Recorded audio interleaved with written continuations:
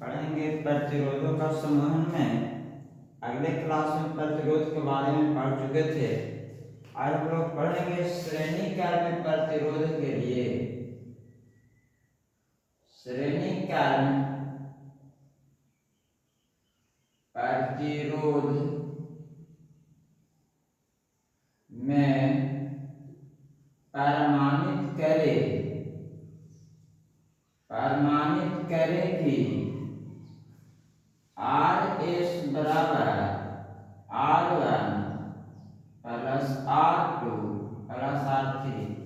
ये बच्चों आज साबित करना है, और इसको साबित करने के लिए सबसे पहले श्रेणी काल में समूहन, श्रेणी काल में प्रतिरोध किसे कहेंगे इसके बारे में जानेंगे। तो देखिएगा, एक चालक तार है।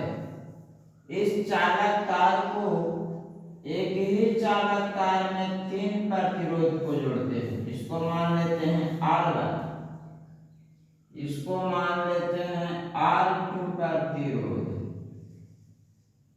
और इसको मानते हैं R3 प्रतिरोध। यानी 3 प्रतिरोध माना, एक R1, दूसरा R2, तीसरा R3। ये तीनों प्रतिरोध को एक सेल के द्वारा जोड़ा गया है।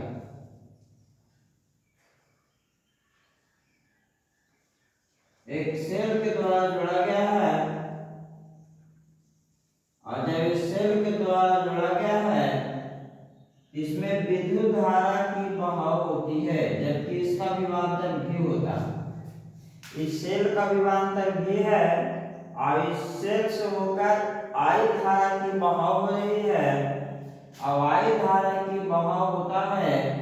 यहाँ बिंदु A है, बिंदु B है, बिंदु C है, बिंदु D है। जब I धारा की बहाव होगी तो A से B के बीच में एक प्रतिरोध लगा हुआ है, जिसका R1 माना गया है। तब यहाँ जब विद्युत धारा की बहाव होगी तो धारा को जब विरोध करेगा, तो R1 प्रतिरोध जब I धारा को विरोध करेगा तो इसका धारा के मान में कमी होता है, जिसके कारण इसका विभवांतर जो है से V1 हो जाता है, इसका विभवांतर V2 हो जाएगा, इसका विभवांतर V3 हो जाएगा।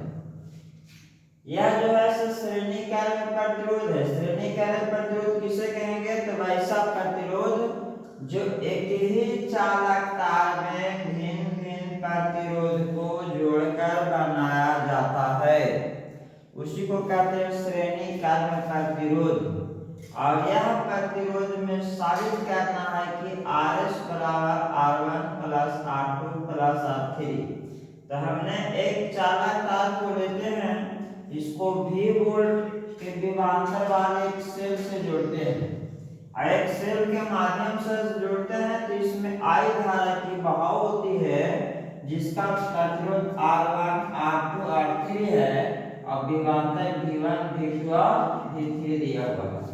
अब इसमें साबित किस प्रकार करेंगे इसे देखते हैं। सबसे पहले हम लिखेंगे कि माना कि R1 R2 R3 3 प्रतिरोध है, जिसे एक ही चालक तार में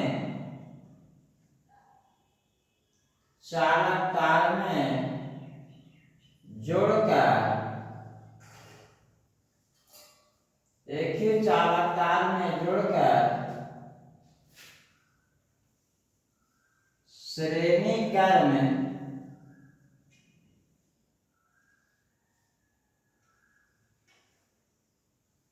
प्रतिरोध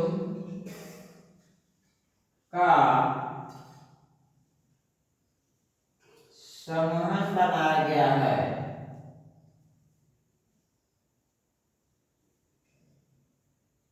जिससे होकर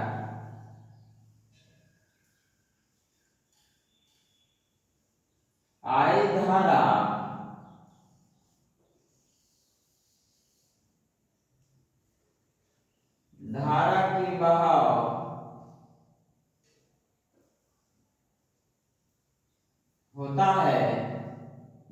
जिससे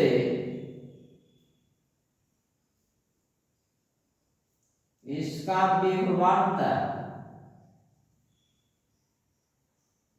V1 V2 और V3 प्राप्त होता है।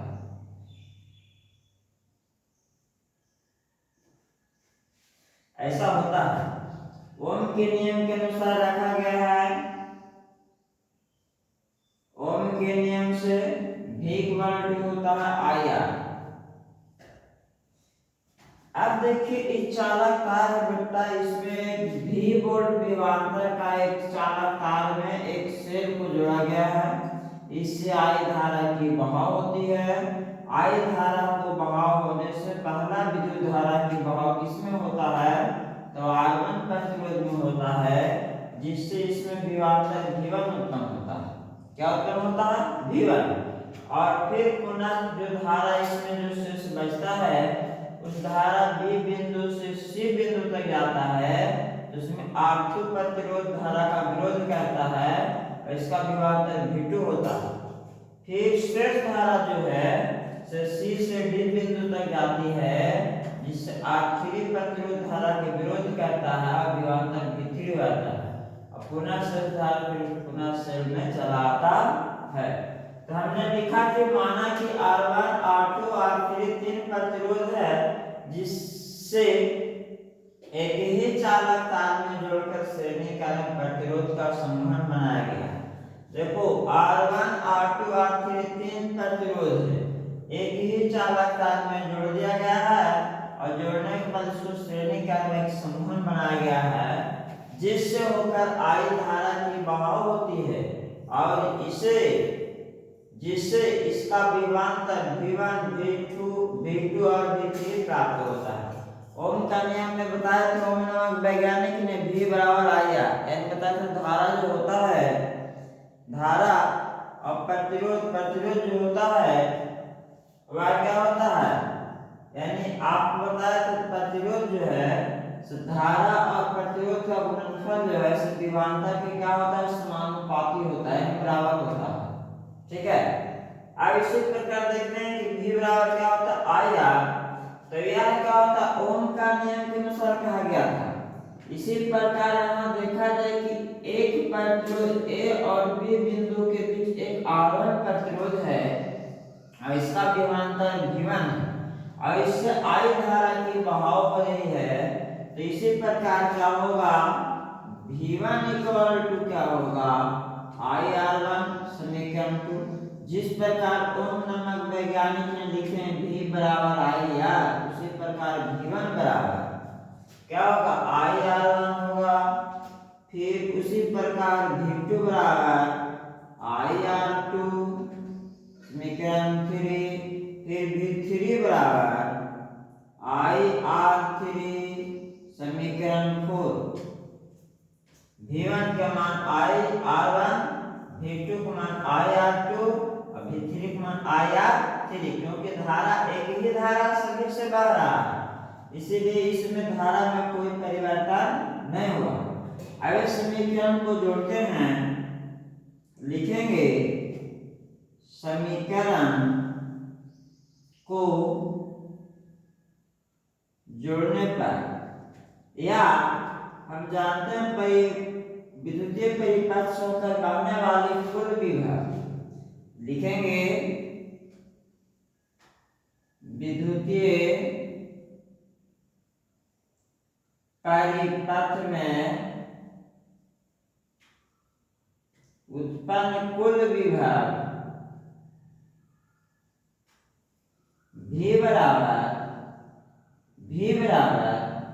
V1 plus V2 plus V3।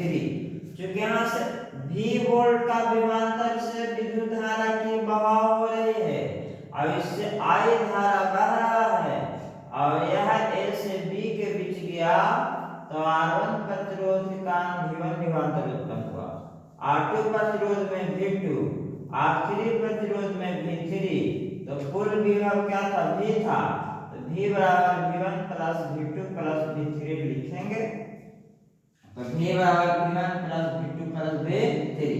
अब देखो भी का मान क्या है ओम के अनुसार आई आर, V1 का मान क्या है IR1, V2 का मान क्या है IR2, V3 का मान क्या है IR3। IR इसमें से I निकालेंगे, R1 R2 R3, I से I कटा, RS बराबर R1 R2 R3। RS कहने का मतलब है एस के मतलब होता है सीरीज कॉम्बिनेशन, श्रेणी क्रम, इससे यहाँ पर हमने RS लगाया।